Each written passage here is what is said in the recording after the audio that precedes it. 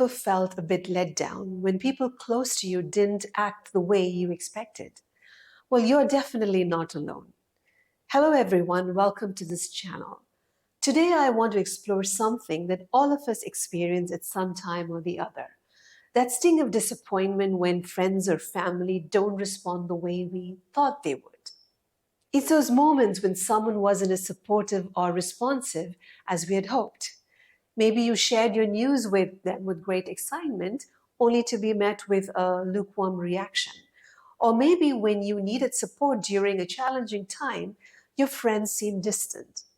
These experiences can leave us feeling hurt, confused, and even questioning our relationships.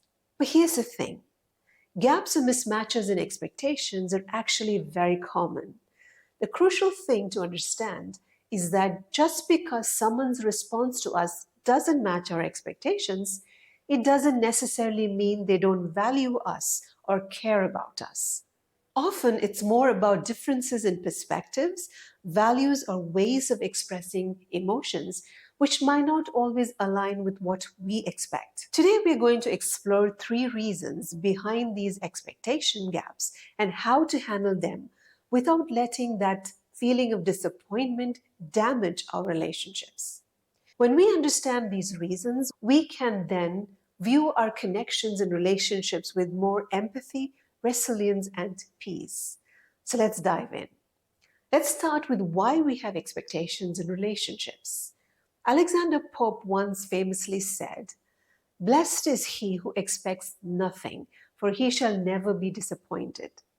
This quote clearly implies that it's our expectations that lead to disappointment. But having expectations, especially in relationships, is natural, isn't it? They guide our interactions and fundamentally shape how we view our relationships. We expect honesty and respect from those close to us, which is reasonable and healthy. However, the real challenge lies in finding a balance in our expectations. To achieve this, it is crucial to understand how the brain works and why it forms these expectations. The first key point to understand is that our brain works like an automatic prediction generating machine. It is hardwired to recognize and create patterns from our past experiences, and it combines these patterns with our current context, like our mood and emotional state, to make predictions about our daily encounters. This process is incredibly rapid and automatic and happens without us being consciously aware of it taking place. We only become aware of these predictions when they manifest as automatic thoughts, intuitive feelings, or gut reactions in our everyday life. This predictive function of the brain is not just interesting, it's a critical survival mechanism. It is fundamental to how we learn, understand our surroundings, and make decisions. So when it comes to relationships, our brain's innate tendency is to form predictions in the form of expectations based on our past interactions and our current context or situations. For instance, if you share a close bond with a friend, your brain may anticipate certain behaviors based on the strength and nature of your relationship, such as expectations of support and understanding. Or if you're feeling anxious, your brain may form expectations that those close to you will recognize and respond to your anxiety. And if they don't respond as per your brain's predictions or expectations, you can feel disappointed. The second key point to remember is that the brain also uses mental shortcuts when making these predictions. While these shortcuts make the brain's processing very quick and efficient, they are not always accurate. This can lead to simple and often skewed predictions. So these predictions are like your brain's best guesses. They are not facts, they're not the full reality. They're shaped by the patterns the brain has observed over time and is also influenced by the current inputs such as our mood, the environment, and recent experiences. When it comes to relationships, these shortcuts the brain uses can lead us to form skewed or overly simplistic expectations of others. For instance, imagine a friend has canceled plans with you a couple of times due to their busy schedule. Your brain might use this information as a shortcut to predict that this friend will always cancel plans in the future. This can create an overly simplistic expectation. You start believing that they will never keep plans with you, and you automatically overlook instances when they were reliable in the past, or you may ignore the possibility that their schedules may have changed. In essence, you're reducing their complex behavior to a single predictable pattern, which may not accurately reflect the whole reality of the situation.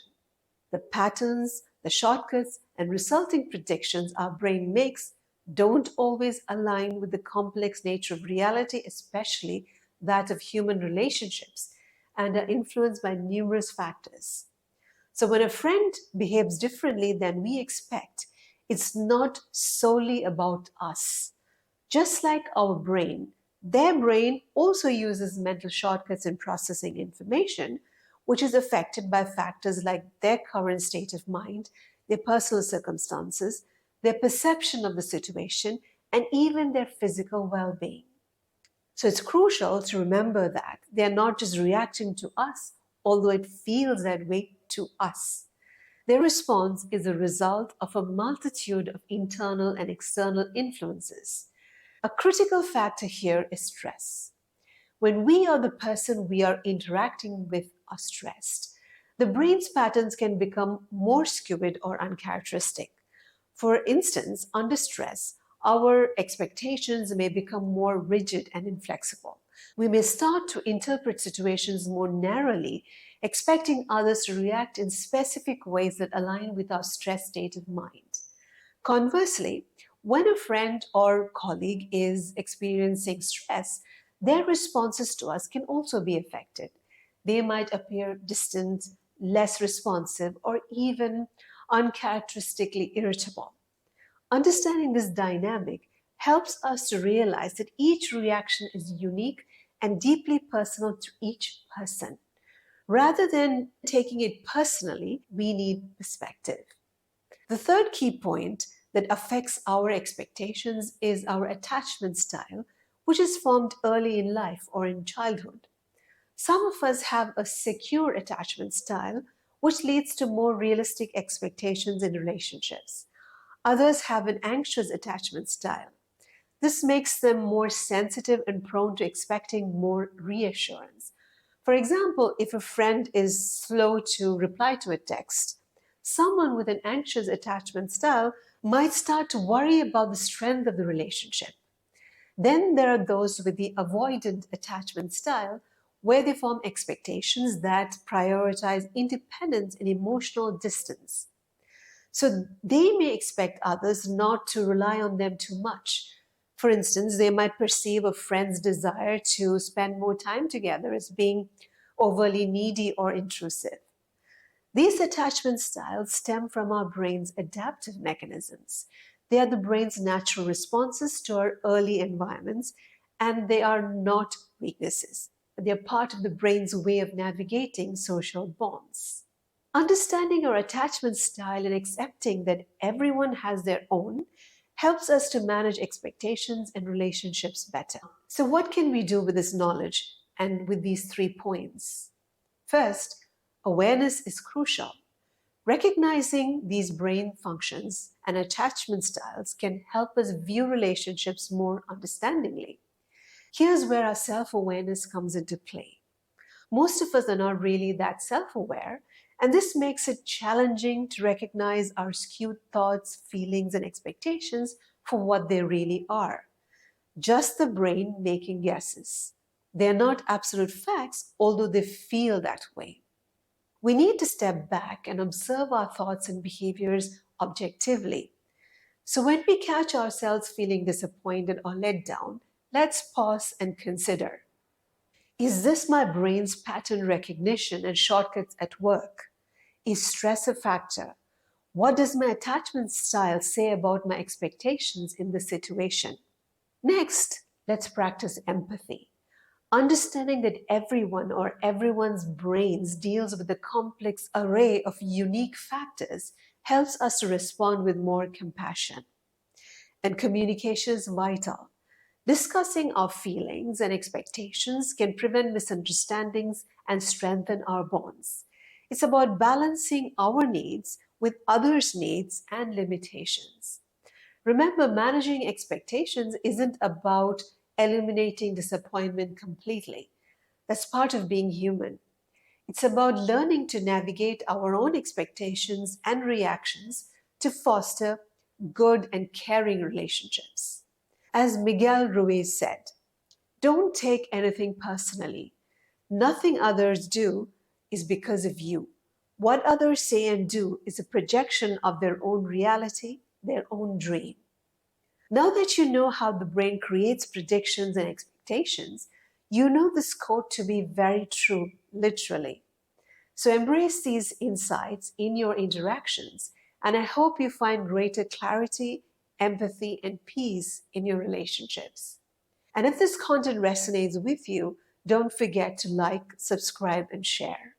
Your support helps me create more videos like this. Thank you for joining me today.